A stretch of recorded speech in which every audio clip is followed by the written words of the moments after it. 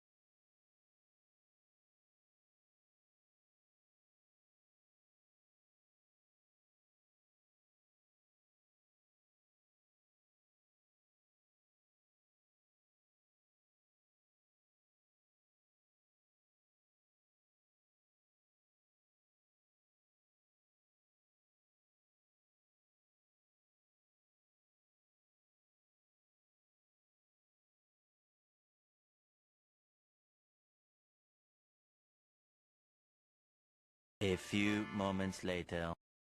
Guys, tapos na kami sa loob ng bahay. So gagawin naman namin ngayon is linisin yung garahe para kasi dumating na sila ate si kuya. Medyo mainit ata yung ulo ni ate, so gawin natin is pamipepes tayo ng konti. Tapos yung kumakanta kanina, gagawin niya is magluluto. Imbis na nagaluto ka, nagalulo ka. Joke lang guys. So gagawin namin ngayon is maglilinis ako ng garahe, tapos maglilinis ako ng mga nitripa, tapos ayusin ko dito. Tapos focus mo siya magluluto. Kasi mainit yung ulo natin, so tara.